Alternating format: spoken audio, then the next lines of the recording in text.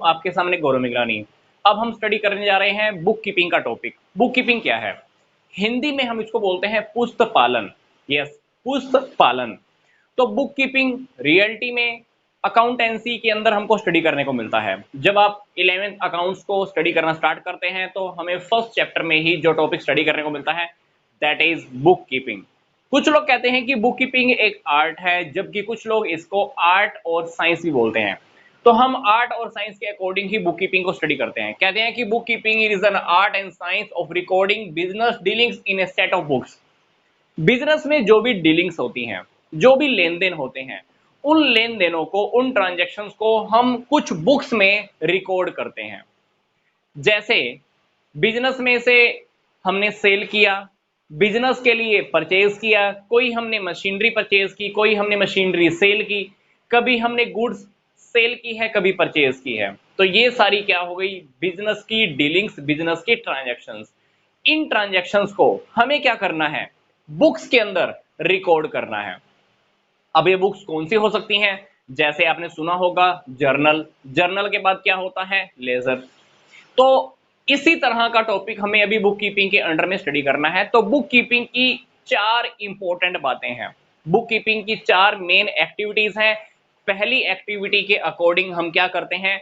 Business में जो भी बहुत सारी ट्रांजैक्शंस होती हैं, बिजनेस में जो भी बहुत सारी डीलिंग्स होती हैं, बहुत सारी ट्रांजैक्शंस होती हैं, उन ट्रांजैक्शंस में से हमें फाइनेंशियल नेचर की ट्रांजैक्शंस को आइडेंटिफाई करना होता है। मतलब जो ट्रांजैक्शंस मनी में होती हैं, फाइनेंस के अंदर हम जिसको मेजर कर सकते हैं, हम उन ट्रांजैक्शंस को आइडेंटिफाई करते हैं। Yes, first activity book keeping की यही है कि हम फाइनेंशियल नेचर की ट्रांजैक्शंस को आइडेंटिफाई करते हैं। देन सेकंड स्टेप क्या है? सेकंड स्टेप के ऊपर हमने जिन ट्रांजैक्शंस को आइडेंटिफाई किया था, उन ट्रांजैक्शन को अब हम मनी में कन्वर्ट करेंगे, मनी में मेजर करेंगे।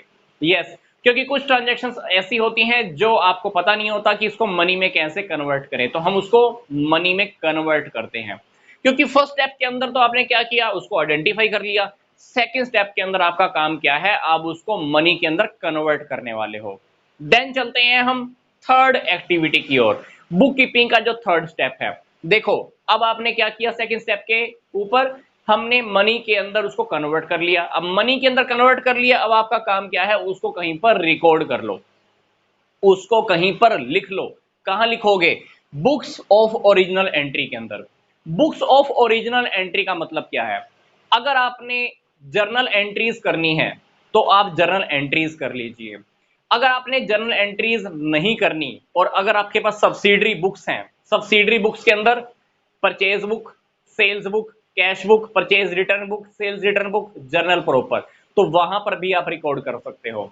तो बुक्स ऑफ जो ओरिजिनल एंट्री में रिकॉर्ड करने का क्या मतलब है कि अगर आप जर्नल एंट्रीज करना चाहते हो तो जर्नल एंट्रीज कर लो। अगर आपके बिजनेस का साइज अगर बड़ा है तो आप सब्सिडरी बुक्स भी मेंटेन कर सकते हो। तो थर्ड स्टेप तक हमने क्या किया है? उन ट्रांजैक्शंस को रिकॉर्ड कर लिया है। रिकॉर्ड करने के बाद हमको नेक्स्ट फोर्थ एक्टिविटी क्या करनी है? क्लासिफिकेशन करनी है, मतलब लेजर रेडी करना है। जैसे आप स्कूल के अंदर एक रफ नोटबुक के अंदर सारा काम कर लेते हो, रफ नोटबुक में ही इंग्लिश का काम, वहीं पे इंग्लिश, हिंदी का, मैथ का, अकाउंट्स का, बिजनेस स्टडीज का, इकोनॉमिक्स का, जो भी काम होता है आप सारा का सारा रफ नोटबुक में कर लेते हो। घर पे जाके आपको क्या करना होता है? इंग्लिश का काम इंग्लिश में, मैथमेटिक्स का मैथमेटिक्स में, इकोनॉमिक्स का इकोनॉमिक्स में और अकाउंट्स का अकाउंट्स में। इसी तरह से ही हमको फोर्थ स्टेप के अंदर ऐसा लगा लो कि फेयर नोटबुक्स बनानी होंगी। क्योंकि थर्ड स्टेप के ऊपर हमने क्या किया? रफ काम कर दिया, जो ट्रांजैक्शन होती रही हम लिखते रहे लिखते रहे लिखते रहे, थर्ड स्टेप तक हमारी सारी ट्रांजैक्शन की खिचड़ी बन चुकी है। फोर्थ स्टेप के ऊपर आकर आपको क्या करनी है? ऐसा लगा लो कि फेयर नोटबुक रखनी है। राम की ट्रांजैक्शन राम के अकाउंट में, परचेज की परचेज में, सेल्स की सेल में, सोहन की सोहन के अकाउंट में, एक्स की अकाउंट के अंदर। तो यहां पर हमने क्या किया? फोर्थ स्टेप के ऊपर आकर क्लासिफिकेशन का काम कर दिया। तो ये चारों स्टेप्स मैं आपको फिर से बता रहा हूं। फर्स्ट स्टेप के ऊपर हमने क्या किया? फाइनेंशियल नेचर की ट्रांजैक्शंस को आइडेंटिफाई किया है। देन हमने क्या किया? उसको मनी में कन्वर्ट किया। देन हमने क्या किया? उसको रिकॉर्ड कर दिया, मतलब रफ नोटबुक बना दी। अब हमने क्या किया? फेयर नोटबुक बना दी।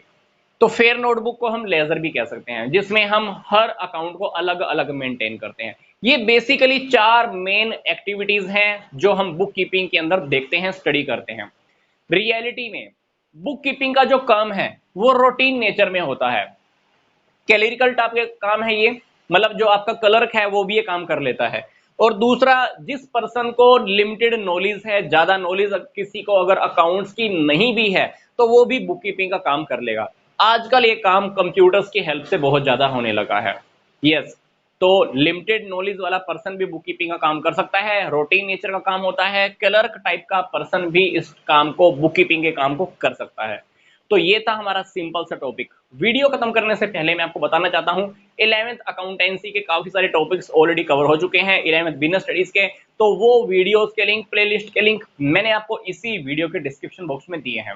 मिलता हूं मैं आपको नेक्स्ट वीडियो में। यहां तक का वीडियो देखने के लिए आपका धन्यवाद।